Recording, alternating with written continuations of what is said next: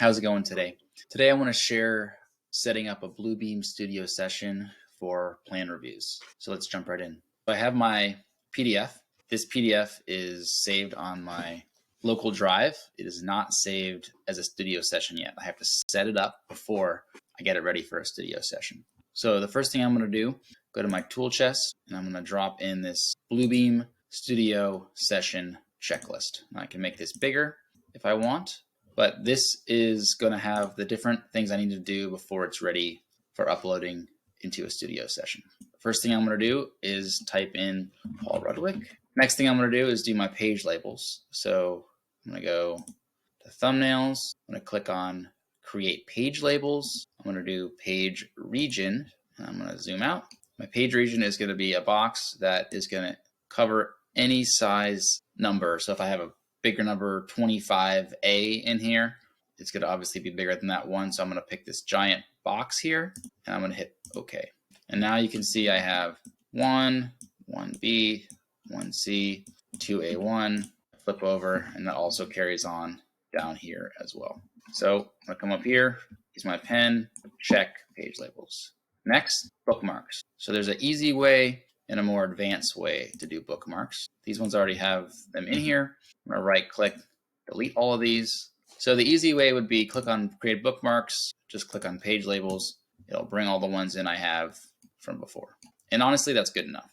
Now, if you want to go next level, how you do that is you hit create bookmarks, and I'm going to do page region again, select, do the exact same thing I did before. But this time I'm going to add another region, hit a dash in there, hit add, and now I'm going to type in this entire area, which will pick up the name of the sheet as well. So hit OK again, and now it brings in first the page label, and then this piece right here. So this can be helpful for people who are trying to jump around pages, and especially with a large plan set, it's much easier to navigate. Go back to page 1, bookmarks are done. Next thing to do is set scale. So this plan set is a 30% plan set. It's going to be a little bit easier than an average one. You may have multiple different scales to do, so I'm going to show you how you could do that. But this plan set, actually, I think everything is going to be 20 scale. So I'm going to go back to my bookmarks. I find this to be the easiest way to do that. I'm going to click on this page. I'm going to scroll on to the bottom. I'm holding shift. I'm going to click on the bottom. That's got to highlight every single one. Now that these are highlighted, I can click in this bottom right corner, click on that button, scale not set. You can see it's doing everything that's selected here. So I'm going to set these all to 20 scale, hit apply scale. Now I really need to make sure this is correct, and so I will come in here and measure 20. If you're still not sure, if that doesn't seem quite right, you can also measure something on your drawing. So that's 100 feet. Now, what if I had some that were 20 scale, some that were 40 scale? Now let's pretend these first 20 pages are all 20 scale. Click on those, click on that button again. That's a 20 scale. Hit apply scale. Now let's pretend these last 25 sheets or so are 40 scale. I click on that. Now I have these set up as presets, but you can also scroll down here, find 1 inch equals 40 feet, hit apply scale. And now these ones are 40 scale, these ones are 20 scale. So this drawing is all set up, got my scale set. Occasionally we'll get stuff from consultants that has a lot of viewports built into it. We don't want these. You don't really want viewports in your session drawings. So you just come down to this little button here, clear all from document if you have viewports built into your file. So how do I turn this into a Bluebeam session? Next thing I'm going to do is go to my studio account here, sign in, create a new session by clicking add, new session. And this session name is important. I'm going to start off by calling it PO17 Division Midway 30% Review. And I'm going to put in brackets due 10:05. So everyone can see when it's due. Now I could add an open file, but I'm going to do that later.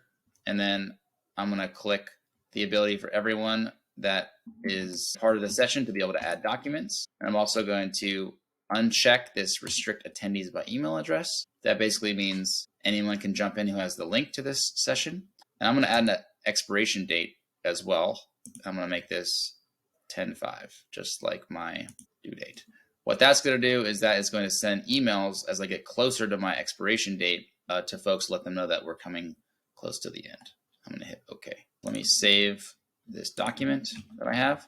This one again is not a session, so I'm going to drop that in as a session. So now my session is right over here. Let me add this document right here that I want to add. Add file, go to my desktop. Here it is. I'm now uploading that to my session. I may also want to upload an estimate or other files that are connected to that.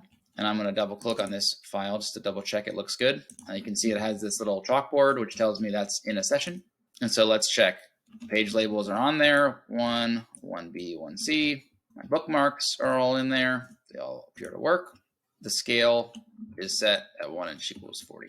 Okay, so the last thing you might want to do is figure out how do I share this with people in eBuilder.